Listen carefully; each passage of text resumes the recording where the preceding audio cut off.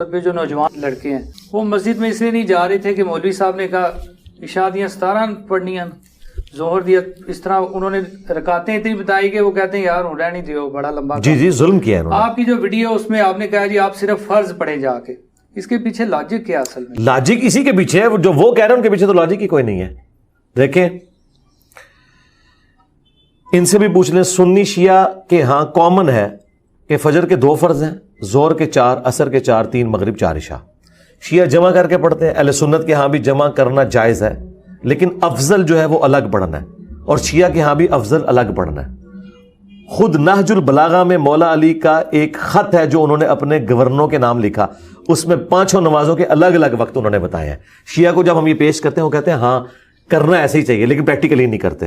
اچھا، سنیوں کو ہم کہتے ہیں کہ مسلم شریف میں ہے کہ نبی الاسلام نے بغیر خوف کے، بغیر بارش کے، بغیر سفر کے مدینہ شریف میں ظہر عصر کو جمع کیا اور مغرب اور عشاء کو۔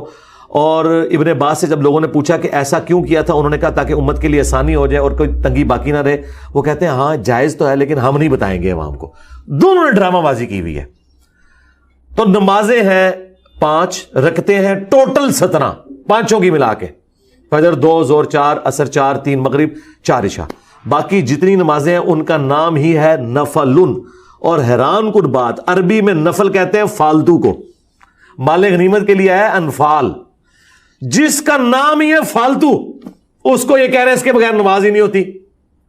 یہ کہتے ہیں نہیں ہم سنتے کہہ رہے ہیں، جس سنت کا لفظ کسی حدیث میں موجود نہیں ہے۔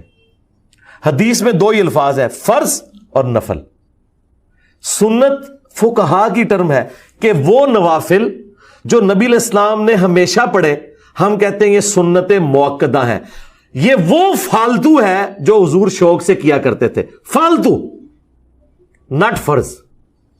یہ وہ فالتو ہے جو حضور نے کبھی کیا کبھی نہیں کیا، غیر موقدہ ہے فالتو۔ اور اس کا ثبوت ایک اور مسلم شریف میں حدیث ہے، اما عائشہ سے کوئی آ کے پوچھتا ہے سلام اللہ علیہا، بتائیں کہ نبی الاسلام کی نفلی نماز کتنی رکعت ہوتی تھی، فالتو نماز؟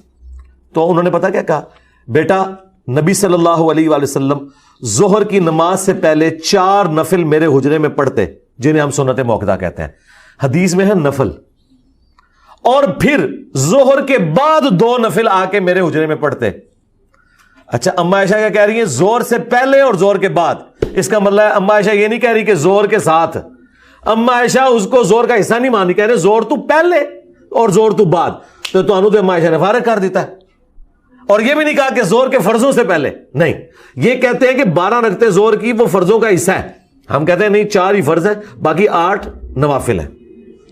پھر مسلم شریف میں ایک اور حدیث ہے کہ نبی الاسلام نے فرمایا کہ جو فرض کے علاوہ 12 رکعتیں پڑھ لے گا اللہ اسے جنت میں محل دے گا، 4 ظہر سے پہلے، 2 ظہر کے بعد، 2 مغرب کے بعد، 2 عشاء کے بعد۔ وہی جو اما عائشہ نے کہے تھے کہ 4 ظہر سے پہلے، 2 ظہر کے بعد، 2 مغرب کے بعد، 2 عشاء کے بعد، اور 2 فجر سے پہلے، وہ 12 رکھتے ہیں۔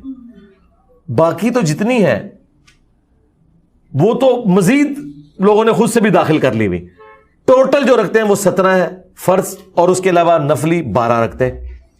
اور وہ بخاری مسلم میں آیا کہ ایک پینڈو شخص عربی آیا، اس نے کہا یا رسول اللہ میں آخرت میں کامیاب ہونا چاہتا ہوں، مجھے بتائیں کیا کروں؟ آپ نے فرمایا ایک اللہ کو مانو، مجھے پیغمبر مان لو، فرض نماز کو قائم رکھو، نفلی نماز کا ذکر نہیں کیا، فرض زکات دو، فرض روزے رکھو، یہ 4 باتیں ارشاد فرمائی۔ حج اس ٹائم فرض نہیں ہوا تھا، اس کا ذکر نہیں کیا۔ اور دوسری حدیث بخاری مسلم کی، اس میں الفاظ ہے کہ تو فرض نماز پڑھ مگر تیری مرضی اگر ساتھ نفل پڑھنا چاہے، اور وہ نفل سے مراد وہی سنت موقدہ غیر موقدہ۔ فرض زکات دے ہاں مگر تو نفلی صدقہ دینا چاہے وہ تیری مرضی، فرض روزے رکھ ہاں نفلی روزے رکھنا چاہے تو تیری مرضی۔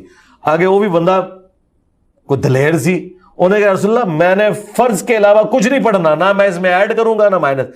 جب وہ مڑا آپ نے فرمایا اگر کسی نے کوئی جنتی شخص دیکھنا ہے تو اس کو دیکھ لو، اور اگر یہ بات پہ قائم رہا تو یہ کامیاب ہو گیا۔ اچھا اب مجھے بتائیں وہ کامیاب ہو گیا یہ کہہ کے کہ یا رسول اللہ میں سنتا نہیں سے پڑھنی ہے، اور ایک کہنے سنتا نہ پڑھو نماز ہی نہیں ہوتی۔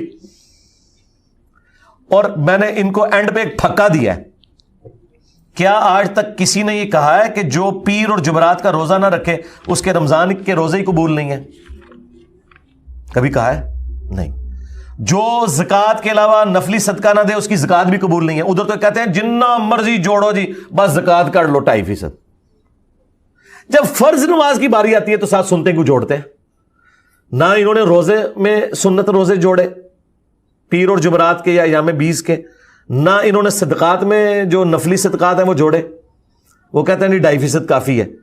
نماز میں 17 رکعتیں کافی کیوں نہیں ہے, 12 ساتھ کیوں اٹیچ کی ہوئی ہیں, اور اس سے بڑھ کے یہ کہتے ہیں تراویح نہ پڑھو روزہ ہی نہیں ہوتا. جو تراویح کی نماز ہے یہ ایک فالتو نماز تھی, یہ فالتو پنجابی والا نہیں بولا, نفلی نماز تھی, اس کے اوپر انہوں نے یہ بات کر دی خود نفل ہے وہ. تو یہ میں نے نہیں کہا میرے بھائی, میں نے جو کچھ کہا وہ بخاری مسلم میں لکھا ہے. کہا انہوں نے پوچھو بھی کدے لکھے آج, تو اس کا جواب پتہ کیا دیں گے, علی نہ سنیا کرو, سوال گندم جواب چنا.